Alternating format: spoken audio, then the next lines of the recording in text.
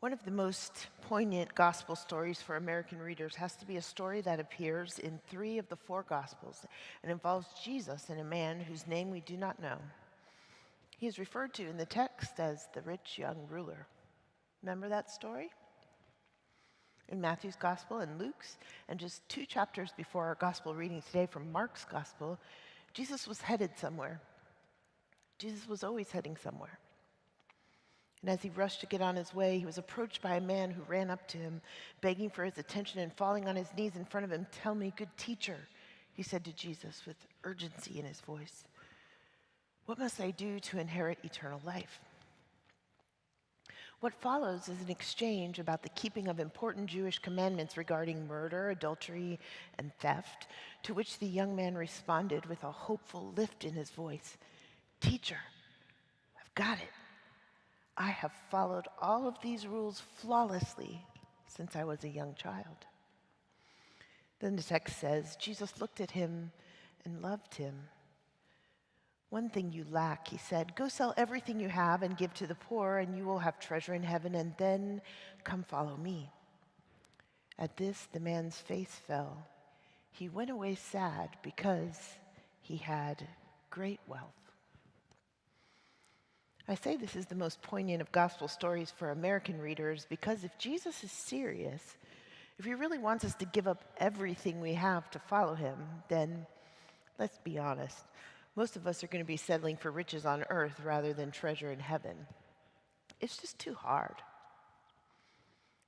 The story of the rich young ruler is a story of riches and reticence. The young man knows how much he has, and he just can't bring himself to give it up, even though he knows that hanging on to material things is keeping him from relationship with God.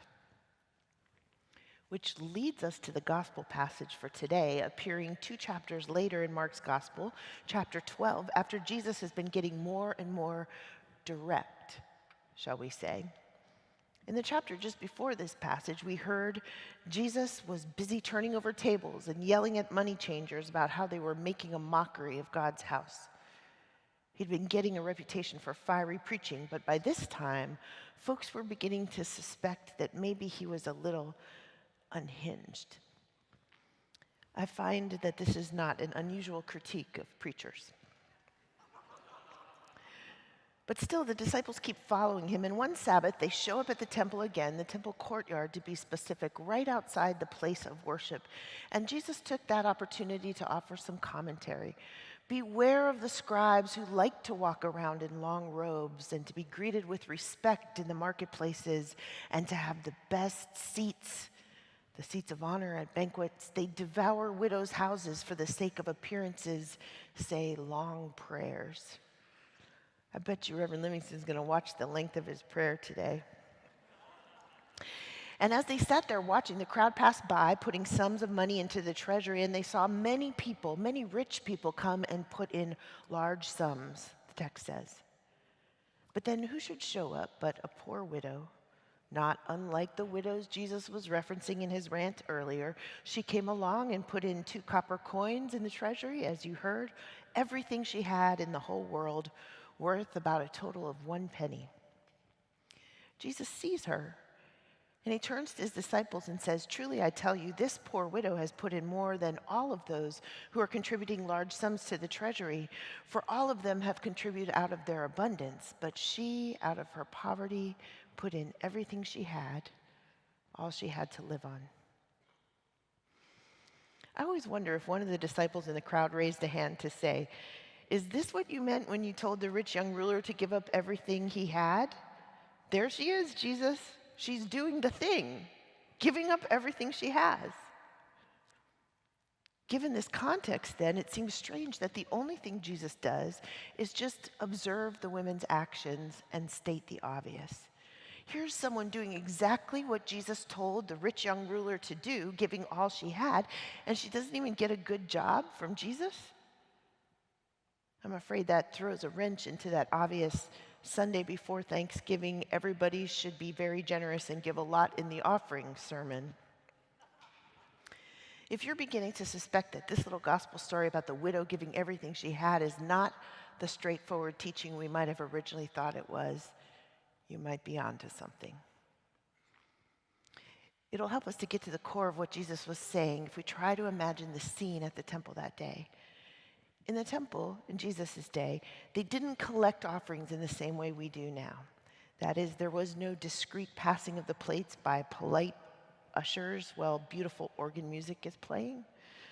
The offering back then was collected right out in front of the temple, like right out here on Riverside Drive, in a large metal container that sat out right in the middle of everything. It was shaped like the horn on a tuba, a big metal funnel-like receptacle. You put your money in and it went around and around and around until it finally landed at the bottom. There was also a big racket that accompanied this process, coins clanging against the metal container as people gave their offerings. This was amazing, of course, for those who were giving a lot of money. If, for example, I had a whole container of coins to put into the offering, I could drag my piggy bank down to the temple courtyard and dramatically deposit my offering, clang, clang, clang, and everybody around would hear the loud noise and would turn with admiration to see the generous display of sacrifice that I was making. Giving in the temple courtyard then became a social event, a show of status for the wealthy in the community. And it was this kind of show that was taking place when the widow slipped in through the crowd to drop her 2 small coins in the temple treasury. They were very thin, archaeologists tell us, made of copper, and they just slipped down the side, barely even making a sound as they landed. No real point in trying to make a show of it anyway. Nobody would even turn and notice. And nobody did, except Jesus. When Jesus saw what she did, he turned to his disciples to finally make his point. But his point was not about how much money we should give.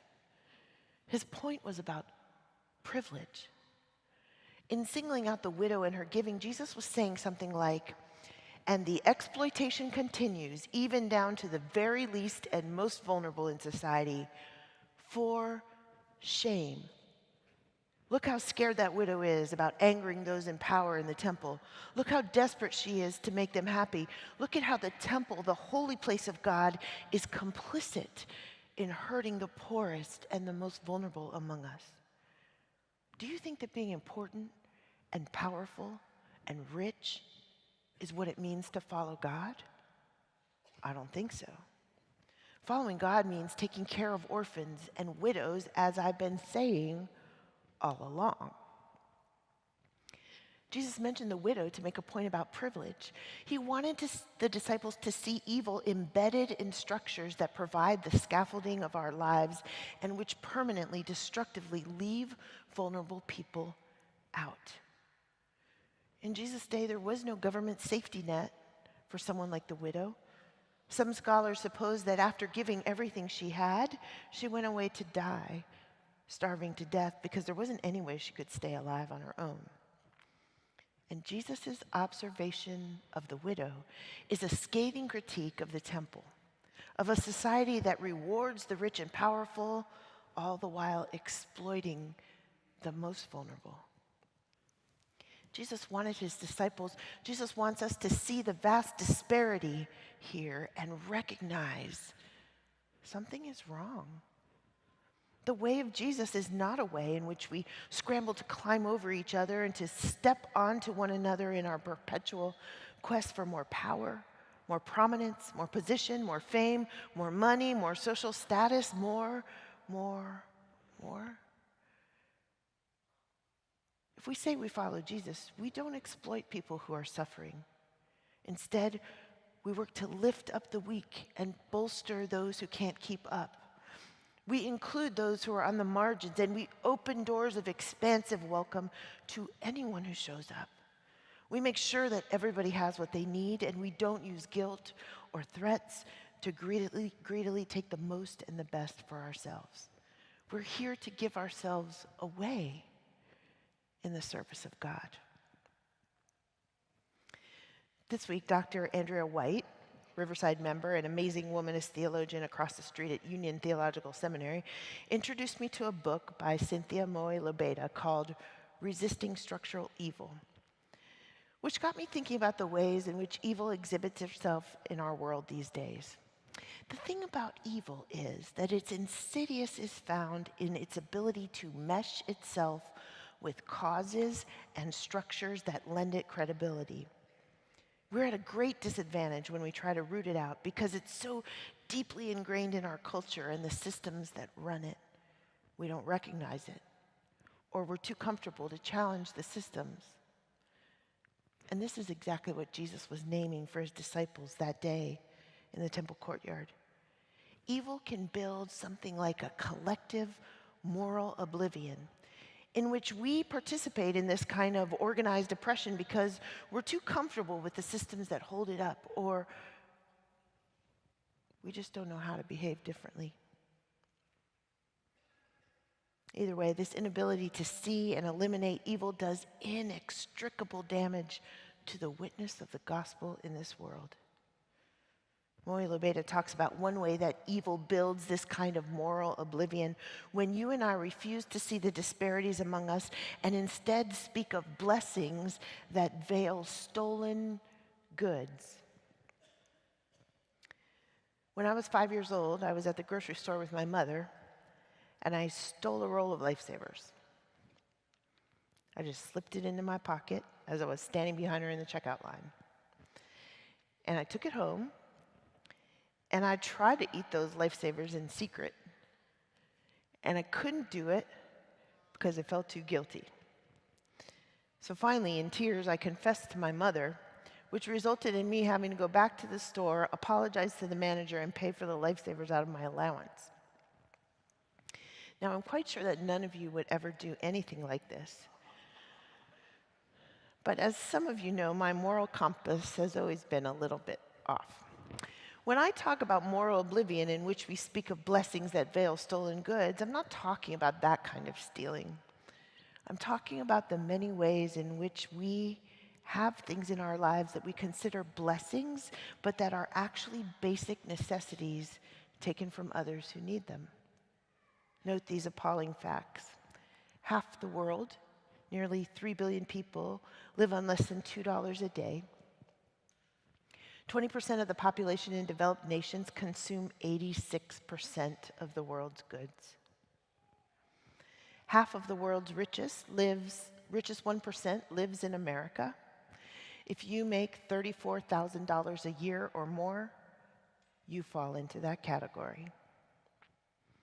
I wonder what Jesus would say to us about what we have and how we construct our corporate lives.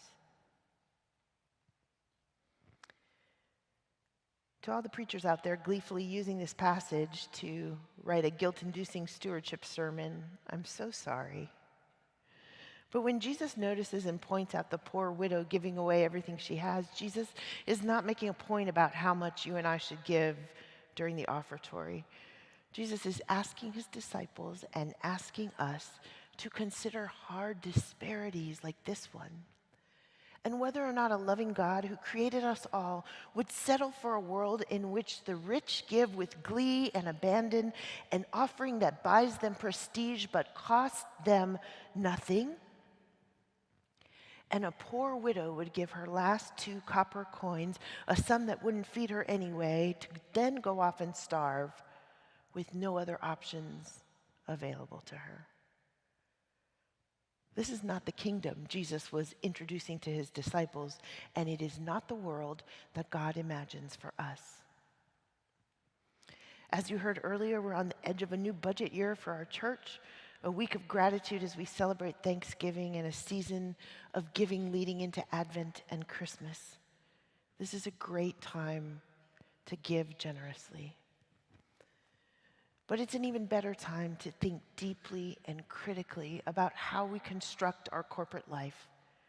No more scarcity, a grasping, limited, grudging approach to giving, serving, living in community. Instead, we're here to be changed by God's generous love and to be agents of change in this world as we join each other in a new way of living in which the vast divide between pennies and privilege is narrowed, and where we work together to build a bigger table where everybody has a place to sit. May it be so. Amen.